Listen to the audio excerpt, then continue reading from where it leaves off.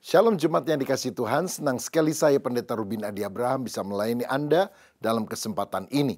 Hari ini saya akan menyampaikan firman dengan judul menjadi pengelola atau penata layan hidup yang benar. 1 Petrus 4 ayat 10 berkata, layanilah seorang akan yang lain sesuai dengan karunia yang telah diperoleh tiap-tiap orang sebagai pengurus yang baik dari kasih karunia Allah. Pertama kita akan memahami dulu apa arti penata layanan atau pengelola. Saudara, setiap orang yang percaya dipanggil untuk melayani sesuai dengan karunia rohani yang Tuhan sudah berikan kepadanya. Sehingga kita menjadi pengurus, pengelola atau penata layan yang baik dari kasih karunia Allah. 1 Petrus 4 ayat 10. Penata layanan dalam bahasa Inggris stewardship berarti pekerjaan menata layani, mengelola, mengurus atau mengatur. Nah, di dalam Alkitab penata layanan disebut juga sebagai kepala rumah, Kejadian 44 ayat 4. Mandor, Matius 20 ayat 8. Bendahara atau terjemahan lamanya juru kunci, Lukas 16 ayat 1. Kita lihat contoh penata layanan dalam Alkitab. Misalnya, Adam disuruh Tuhan untuk mengelola Taman Eden. Kejadian 2 ayat 15 berkata, Tuhan Allah mengambil manusia itu dan menempatkannya dalam Taman Eden untuk mengusahakan dan memelihara taman itu. Jadi bukan hanya menikmati santai-santai, tetapi mengusahakan, memelihara, bahkan mengembangkan taman itu menjadi taman yang baik. Kemudian Abraham punya seorang hamba kepercayaan, yaitu Eliezer, yang tugasnya mengelola harta dan urusan rumah tangga Abraham sesuai dengan keinginan sang pemilik. Kejadian 24. Selanjutnya Yusuf juga dipercaya mengelola harta milik Potifar, orang Mesir itu. Kejadian 39 ayat 5 berkata, sejak ia memberikan kuasa dalam rumahnya dan atas segala miliknya kepada Yusuf, Tuhan memberkati rumah orang Mesir itu karena Yusuf, sehingga berkat Tuhan ada atas segala miliknya, baik yang di rumah maupun yang di ladang. Ayat 6, segala miliknya diserahkan pada kekuasaan Yusuf, dan dengan bantuan Yusuf, ia tidak usah lagi mengatur apa-apapun selain dari makanannya sendiri. Adapun Yusuf itu manis sikapnya dan elok parasnya. Jadi seorang penata layan atau seorang pengurus, pengelola adalah orang yang dipercaya untuk membuat kebijakan, melakukan tindakan demi keuntungan orang yang memberikan kepercayaan itu. Nah, saudara sekalian, sebagai orang Kristen, kita dipercaya mengelola talenta yang Tuhan berikan kepada kita. Tugas ini tentu harus dilakukan dengan baik dan bertanggung jawab. Jika kita tidak melakukan dengan baik, sembrono, mengabaikannya, tentu kita akan dihukum. Tetapi sebaliknya, seorang pengelola yang baik akan dipercaya untuk mengelola hal yang lebih besar lagi. Dalam Lukas 19 ayat 17 dikatakan, katanya kepada orang itu, baik sekali perbuatanmu itu, hai hamba yang baik. Engkau telah setia dalam perkara kecil, karena itu terimalah kekuasaan atas 10 kota. Nah, selanjutnya kita akan melihat prinsip penata layanan. Saudara, ada beberapa prinsip pengelolaan yang harus kita pahami. Yang pertama, segala sesuatu adalah milik Tuhan. Mazmur 24 ayat 1 berkata, Tuhanlah yang mempunyai bumi serta segala isinya, dan dunia serta yang diam di dalamnya.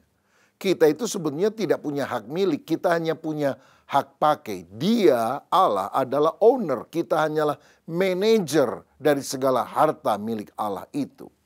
Yang kedua, seorang penata layan adalah seorang pengelola milik orang lain. Seperti Yusuf mengatur segala milik Potifar, Kejadian 39.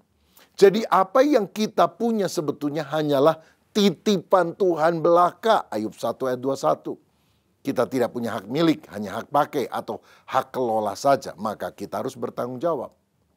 Yang ketiga, setiap orang percaya adalah penata layan yang harus mengurus milik Tuhan dengan baik. 1 Petrus 4 ayat 10. Seperti hamba yang dipercaya mengelola 5 talenta, dia kembangkan jadi 10, 2 talenta, dia kembangkan jadi 4.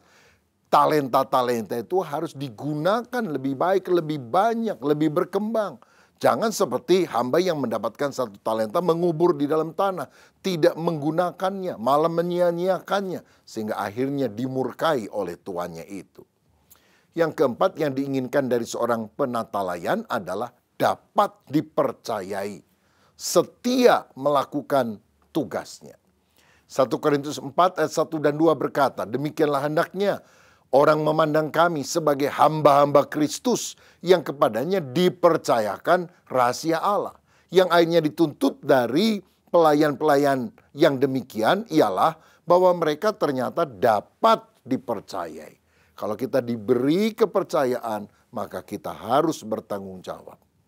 Yang kelima, setiap orang harus mempertanggungjawabkan dirinya dan apa yang telah dia kelola itu kepada Tuhan. Karena Lukas 12 ayat 42 sampai 44 mencatat, jawab Tuhan, jadi siapakah pengurus rumah yang setia dan bijaksana yang akan diangkat oleh tuannya menjadi kepala atas semua hambanya untuk memberikan makanan kepada mereka pada waktunya? Berbahagialah hamba yang didapati tuannya melakukan tugasnya itu ketika tuannya itu datang. Aku berkata kepadamu, sesungguhnya tuannya itu akan mengangkat dia menjadi pengawas segala miliknya.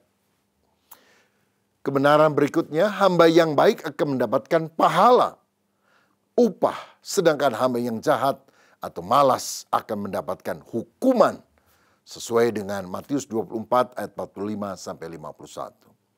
Dan yang terakhir, banyak hal yang Tuhan percayakan kepada kita untuk kita kelola. Misalnya uang atau harta, waktu, talenta, tubuh kita, keluarga, hubungan atau relasi dengan orang lain, tanah dan hasilnya, pelayanan di gereja, injak keselamatan, bahkan seluruh hidup kita harus kita pertanggungjawabkan kepada Tuhan. Namun dalam kesempatan ini kita akan menyoroti tentang 3 hal saja, yaitu tentang uang, tentang waktu, dan tentang relasi atau hubungan. Mari kita mulai dengan yang pertama. Bagaimana kita bisa mengelola uang dengan baik? Saudara sekalian, uang merupakan bagian yang tak terpisahkan dari kehidupan kita sehari-hari. Dan uang juga dapat mempengaruhi kita baik secara positif maupun secara negatif. Sebetulnya uang itu sendiri bersifat netral. Uang hanyalah alat yang mempunyai kemampuan untuk melakukan apa yang diinginkan oleh pemiliknya. Uang melayani pemiliknya tanpa bertanya. Ia siap melayani kebaikan atau kejahatan sesuai dengan kemauan si pemilik itu. Nah, Allah sangat memperhatikan sikap kita terhadap kekayaan atau uang dan benda-benda milik kita lainnya. Sebab pada dasarnya semua yang kita miliki itu adalah titipan Tuhan yang akhirnya kita harus pertanggungjawabkan kepada Dia. Allah tidak anti terhadap kekayaan. Bahkan Dia ingin agar umatnya berhasil. Namun cara kita mengatur dan menggunakan harta itu penting di hadapan Tuhan. Sebab semuanya harus dipertanggungjawabkan kepada Dia. Uang bukan jahat, tapi cinta akan uang, serakah, itu bisa menghancurkan kehidupan. 1 Timotius 6 ayat 9 dan 10 mengingatkan kita bahwa akar segala kejahatan adalah cinta uang. Saudara sekalian, Yesus sendiri adalah pemilik alam semesta raya yang begitu kaya raya luar biasa. Tetapi waktu Dia menjadi manusia, Dia memilih untuk tidak hidup dalam kemewahan, tapi dalam kesederhanaan dan pengorbanan. 2 Korintus 8 ayat 9 berkata, Dia yang kaya telah rela menjadi miskin. Nah saudara, kita harus sadar bahwa kekayaan terbesar adalah kasih dan ketaatan, bukan hanya semata-mata harta benda. Dalam Yohanes 10 ayat 10 dikatakan bahwa di dalam Kristus kita akan mengalami hidup yang berkelimpahan. Pencuri datang hanya untuk mencuri, membunuh, membinasakan. Tapi aku datang supaya domba-dombaku hidup dalam kelimpahan.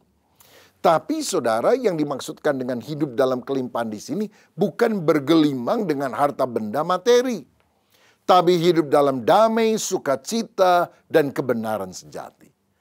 Jadi kita tidak boleh mengabaikan perkara rohani, dan kita juga harus mampu mengelola uang dengan baik. Nah, ada dua prinsip penting dalam pengelolaan uang. Yang pertama, kita harus belajar hidup dalam batas pendapatan. Setiap orang punya batas pendapatan masing-masing. Karena itu belanjakan uang tersebut sesuai dengan batas pendapatan tersebut. Dalam Lukas 3 ayat 14 dikatakan, cukupkanlah dirimu dengan gajimu. Orang yang bertobat adalah orang yang mencukupkan diri dengan penghasilannya, dengan gajinya. Jangan besar pasak daripada tiang. Jangan lebih banyak pengeluaran daripada pemasukan. Misalnya, penghasilan tiap bulan 20 juta, pengeluaran 15 juta, akibatnya kebahagiaan. Tapi kalau pendapatan 20 juta, pengeluarannya 25 juta, apalagi lebih, akibatnya kesusahan. Jangan memaksakan keinginan kita sementara uang kita sudah menipis atau habis. Ini akan berakibat kita akan dililit oleh beban hutang dan tertekan. Pada Roma 13 ayat 8 berkata, janganlah kamu berhutang apa-apa kepada siapapun juga, tetapi hendaklah kamu saling mengasihi. Nah, kita juga perlu membedakan kebutuhan primer. Misalnya kebutuhan akan makanan, uang sekolah anak, biaya listrik, cicilan rumah. Dengan yang sekunder. Yaitu belanja apa yang kita inginkan, ganti motor baru atau ganti mobil baru. Kebutuhan sekunder sebaiknya dibeli jika sudah ada kelebihan uang. Belilah barang-barang yang dibutuhkan. Jangan belanjakan uang hanya karena ingin. Misalnya karena terpikat oleh iklan, nanti dapat hadiah atau bonus, padahal tidak sedang membutuhkannya. Sebab itu tentukan lebih dulu barang-barang yang dibutuhkan sebelum kita belanja. Nah, jika kita tergoda membeli barang, terapkan aturan ini, tunda 24 jam. Jadi kalau udah mau ambil, tunda 24 jam. Nah, bila setelah 24 jam, saudara memikirkan dan memang masih terasa dibutuhkan benda itu, barang itu, bolehlah dipertimbangkan untuk membelinya. Tapi terus terang, seringkali keinginan itu hilang setelah jeda waktu itu. Jadi jangan buru-buru beli. Ya kalau udah lihat baju di mall, aduh rasanya bagus. Begini dulu. Saya keliling dulu ya, saya lihat yang lain nanti saya balik lagi. Nah, waktu keliling itu saudara akan mulai berpikir apakah memang benar-benar saudara ingin pakaian itu ataukah hanya karena dorongan impulsif sesaat saja. Hati-hati juga terhadap penggunaan kartu kredit agar tidak membentuk gaya hidup konsumtif. Setiap kartu kredit harus bisa dilunasi pada bulan itu. Jangan hanya bayar minimal saja cuma 10%, karena itu bunganya akan menyebabkan saudara terjerat. Sebaliknya, belajarlah juga menabung secara teratur. Prinsip kedua, belajar memberi untuk menunjang pekerjaan Tuhan. Jika kita mengakui bahwa Tuhanlah sumber segala berkat yang kita terima dan juga mengakui ketuhanan Yesus atas segala harta milik kita, maka kita perlu mengembalikan milik Allah, yaitu persepuluhan. Supaya kita bisa membawanya ke rumah Tuhan, ke gereja lokal di mana kita digembalakan. Saudara bisa lihat Maleakhi 3 ayat 10. Tuhan Yesus dalam perjanjian baru menegaskan bahwa persepuluhan harus dilakukan. Tapi keadilan, belas kasihan, dan kesetiaan jangan diabaikan. Matius 23 ayat 23. Jadi kesemuanya adalah hal yang penting kita kerjakan. Nah, karena itu setiap kali kita mendapatkan uang, sisihkan dulu persepuluhan. 10% dari penghasilan saudara. Bukan menyisakan. Karena kalau sudah disisakan, nanti aja kalau ada sisanya saya kasih seperpuluhan. Maka biasanya kepake semuanya. Jangan pernah kasih sisa sama Tuhan. Kalau saudara datang ke rumah saya dan saya bilang, Bu, Pak, silakan minum kopi. Sisa saya tadi pagi. Saudara marah kan? Masa kasih sisa sama Tuhan? Sisihkan bagian yang terbaik. Nah, Tuhan menjanjikan tingkap langit akan dibuka dan berkat akan dicurahkan berkelimpahan bagi setiap orang yang taat. Selain persepuluhan, kita juga harus memberi persembahan secara sukarela. Dasar daripada persepuluhan adalah ketaatan. Dasar daripada persembahan adalah kerelaan. Ini gunanya untuk menopang pekerjaan Tuhan dan juga bisa membantu orang-orang lain yang membutuhkan. Karena tujuan kita diberkati kan adalah menjadi berkat bagi banyak orang. Alkitab menegaskan bahwa memberi itu lebih diberkati daripada menerima. Terlebih berkat memberi daripada menerima. Kisah 20 ayat 35. Nah, kita harus menggunakan harta untuk memuliakan Tuhan dan menolong sesama. Kita juga harus memberi dengan sukacita.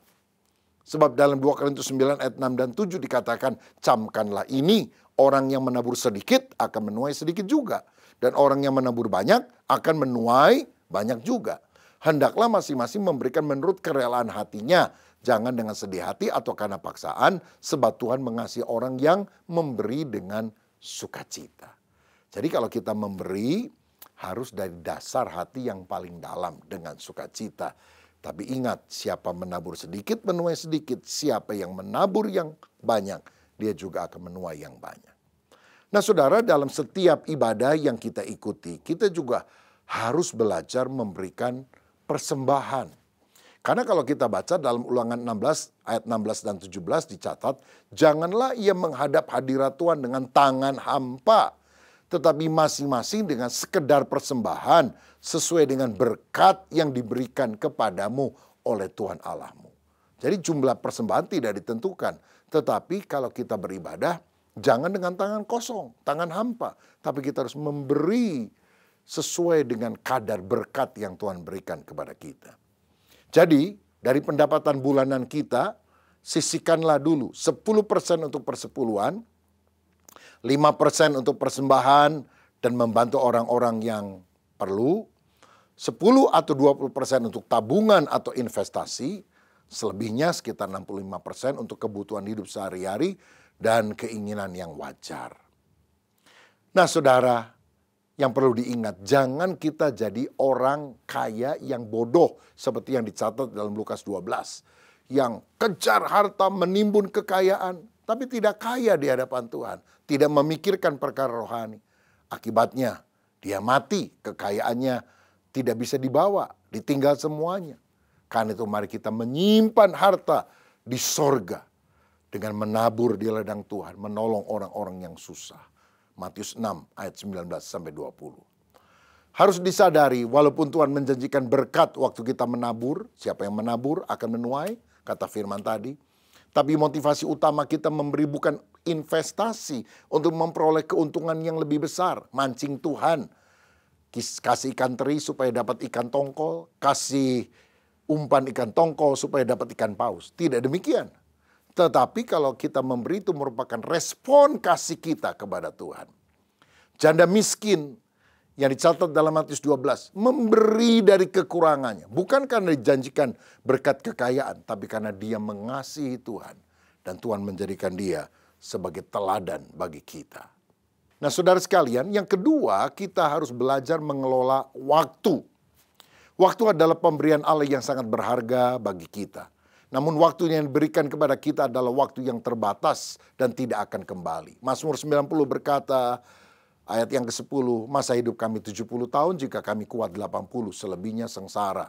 Dan akhirnya buru-buru melayang lenyap. Sehingga ayat 12 berkata, ajarilah kami menghitung hari-hari kami sedemikian, sehingga kami memperoleh hati yang bijaksana. Nah saudara, waktu harus digunakan secara bijak karena hari-hari ini adalah jahat. Efesus 5 ayat 15 dan 16. 1 Petrus 4 ayat 2 menasihatkan agar waktu yang sisa jangan lagi disia-siakan tapi digunakan menurut kehendak Allah. Dua prinsip yang kita perlu lakukan. Yang pertama, gunakan waktu dengan efektif. Jangan suka menunda dan membuang waktu dengan kemalasan kita. Mengulur-ngulur waktu, membuang waktu dengan scrolling sosial media tanpa tujuan, tanpa henti. Sebaliknya, jangan pula kita terjerumus pada kesibukan yang tidak menentu. Sibuk tapi hasil nggak jelas. Karena kesibukan tidak sama dengan hasil. Kita harus menetapkan mana prioritas utama untuk meraih hasil yang terbaik dalam hidup kita. Untuk itu buatlah jadwal harian atau jadwal bulanan.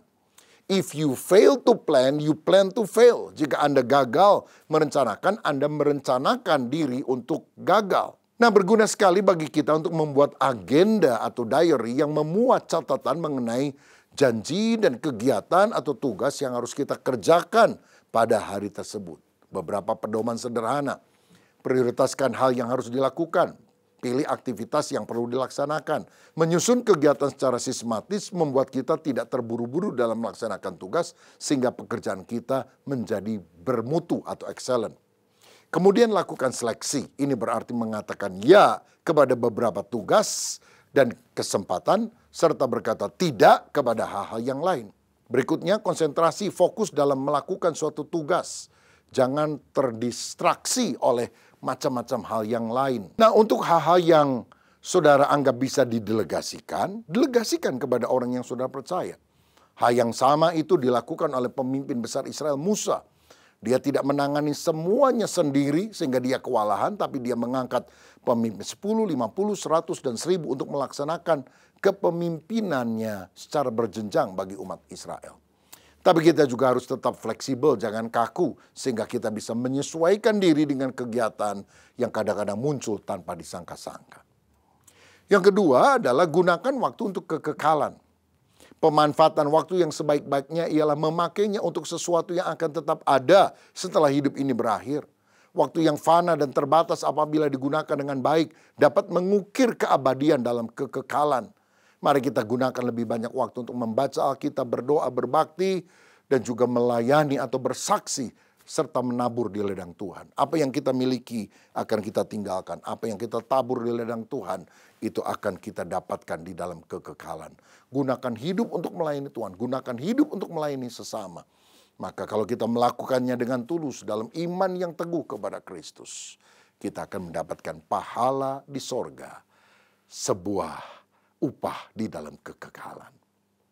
Baik, yang terakhir, yang ketiga, kita perlu mengelola relasi atau hubungan. Saudara, hubungan atau relasi yang baik dengan orang lain adalah anugerah Tuhan yang harus kita kelola. Kita harus pelihara, bahkan kembangkan. Hubungan adalah ladang untuk kasih dan kesaksian kita kepada sesama. Mari geduangkan pengaruh kita untuk memuliakan Allah, bukan untuk mempermuliakan diri sendiri. Nah, ada beberapa prinsip Kristen untuk mengelola relasi atau hubungan. Yang pertama, mengasihi dengan kasih Kristus. Kasih ini bukan sekedar perasaan, feeling, tapi sebuah tindakan dan pilihan. Tunjukkanlah kasih yang nyata dalam kesabaran, ramah, tidak cemburu atau iri hati, tidak sombong, tidak kasar. Ini berarti Anda harus mengasihi orang lain tanpa syarat, sama seperti Kristus telah mengasihi kita.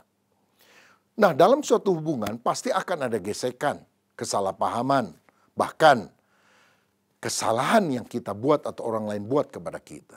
Maka kita harus belajar untuk mengampuni. Karena pengampunan adalah kunci yang membebaskan kita dari kepahitan dan dendam. Ingatlah bagaimana Tuhan Yesus telah mengampuni kita. Maka wajiblah kita juga mengampuni orang yang bersalah kepada kita. Di kayu salib dia berkata, Bapa, ampunilah mereka, karena mereka tidak tahu apa yang mereka perbuat. Maka kita pun harus memiliki hati seperti Yesus. Prinsip yang berikutnya, miliki waktu untuk berkomunikasi dengan baik. Tahukah saudara bahwa komunikasi ibarat urat nadi dalam setiap hubungan? Sebagai penata layan, kita harus berkomunikasi dengan jujur, dengan terbuka, namun tetap dengan cara yang penuh kasih. Sampaikan kebenaran tanpa menyakiti orang lain. Dan dengarkan orang lain dengan empati. Ayo, hindari gosip, fitnah, dan juga perkataan yang membangun perpecahan, termasuk waktu kita berkomunikasi di sosial media. Komen-komen di kolom chat harus bermanfaat untuk membangun, bukan menjatuhkan orang lain. Nah, penting diingat bahwa hubungan tidak bisa tumbuh tanpa waktu. Saudara harus menginvestasikan waktu untuk membangun hubungan. Alokasikan waktu khusus untuk berinteraksi dengan orang-orang terdekat Anda. Baik itu pasangan, keluarga, teman, atau rekan seiman. Tapi jangan lupa, kita juga harus menyisihkan waktu terbaik tiap hari untuk berkomunikasi dengan Tuhan. Jadi komunikasi itu vertikal kepada Allah dan juga horizontal kepada sesama. Kalau relasi kita vertikal, horizontal, bagus, ini prinsip salib. Kita akan jadi orang yang kuat dan memberkati sesama. Ketiga, kita juga harus mendukung satu sama lain. Tujuan dari hubungan yang sehat adalah saling membangun. Kita dipanggil untuk menjadi penolong, pendorong, dan sumber kekuatan bagi orang lain. Doakanlah mereka. Dukunglah impian mereka. Dan doronglah mereka untuk bertumbuh dalam iman. Jadilah orang yang bisa diandalkan dan dipercaya. Tiap orang juga memiliki martabat yang harus dihargai dan dihormati. Perlakukan setiap orang dengan respek, lepas dari latar belakangnya, status sosial, atau pandangan mereka. Hormati batasan dan privasi mereka, dan jangan pernah merendahkan mereka.